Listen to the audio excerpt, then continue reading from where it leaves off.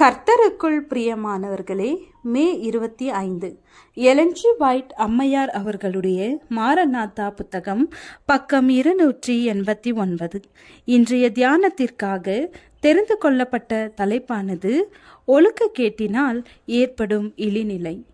வசனம் எபேசியர் 5வது அதிகாரம் 3வது வசனம். மேலும் பரிசுத்தவான்களுக்கு ஏற்றபடி வேசித்தனமும் மற்றெந்த அசுத்தமும் பொருளாசையும் ஆகிய இவைகளின் பேர் முதலாய் உங்களுக்குள்ளே சொல்லப்படவும் கூடாது. தற்காலத்தில் ஒரு அபாயகரமான கீழ்த்தரமான தன்மை உரையாடல்களில் காணப்படுகிறது. இது சிந்தனைகளிலும் ஒழுக்க நிலையிலும் ஒரு மட்டமான நிலையிருப்பை காட்டுகிறது. குணத்தின் உண்மையான மதிப்பு மிகவும் அரிதாகவே காணப்படுகிறது. உண்மையான தன்னடக்கத்தையும் சொல்லடக்கத்தையும் காண்பது மிகவும் கடினம்.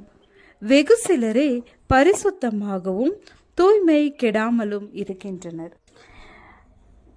கேடடைந்த சிந்தனைகளுக்கு இடம் கொடுக்கும் பொழுது அது பழக்கமாக மாறிவிடுகிறது. ஆத்துமாவில் வடுவை ஏற்படுத்தி கரைப்படுத்தி விடுகிறது. தவறான ஒரு செயலை ஒருமுறை செய்யும் பொழுது அங்கே ஒரு கரை படிந்து விடுகிறது. கிறிஸ்துவின் இரத்தத்தை தவிர வேறு எதுவும் அதை குணப்படுத்த முடியாது. திடமான தீர்மானத்தோடு அந்த பழக்கத்தினின்று திரும்பாவிட்டால் அந்த ஆத்துமா கெட்டு போகிறது. அத்தகைய அழுக்கான ஊற்றிலிருந்து புறப்பட்டு வருகின்ற நீரொழுக்குகள் மற்றவர்களையும் கரைப்படுத்தி விடுகிறது. சோதனைகளை வரவேற்கின்ற ஆண்களும் பெண்களும் இருக்கின்றார்கள். தாங்கள் சோதிக்கப்படுகிற நிலையில் தங்களை வைத்திருக்கின்றார்கள். ஆட்சேபத்திற்குரிய நட்பு குழுவில் தங்களை வைத்துக் கொள்ளும் பொழுது அவர்கள் சோதிக்கப்படுவதை தவிர வேறு வழி இல்லை. எல்லா சமயங்களிலும் எல்லா சூழ்நிலைகளுக்கடியிலும் தகுதியான முக்கியத்துவத்தோடு பழகுவதே பாவத்தினின்று பாதுகாத்து கொள்ளத்தக்கதான சிறந்த வழியாகும். ஒருபோதும் திடீர் உணர்வினால் முயற்சி செய்யவோ அல்லது செயல்படவோ கூடாது. தேவனுக்கு பயப்படும் பயம் எப்பொழுதும் உங்கள் முன் இருக்கட்டும். அப்பொழுது சரியாக செயல்படுகிறீர்கள் என்பதை குறித்து நீங்கள் உறுதியாக இருக்கலாம். ஒழுக்க நிலையில் காணப்படும் ஆபத்துகளில் அனைத்து வாலிபரும் வயதுடையோரும் பாதுகாப்பற்ற நிலையில் விடப்பட்டிருப்பது தினமும் பெருகி வருகிறது.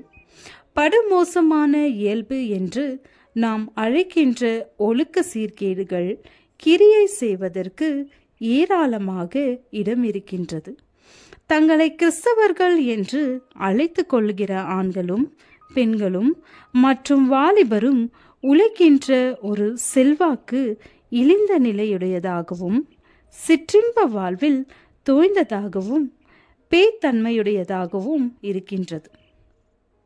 சத்தியத்தை கற்றுக்கொண்டவரிடத்தில் அவர்கள் கொண்டிருக்கும் விசுவாசத்திற்கு ஏற்ற கிரியைகள் காணப்படாவிட்டால் சாத்தானின் சோதனைகளுக்கு ஆட்பட்டவராகின்றனர். அவர்கள் தங்களது முன்னேற்றத்திற்காக எடுத்து வைக்கும் ஒவ்வொரு அடியிலும் ஆபத்தை எதிர்த்து போராட வேண்டியதாயிருக்கிறது.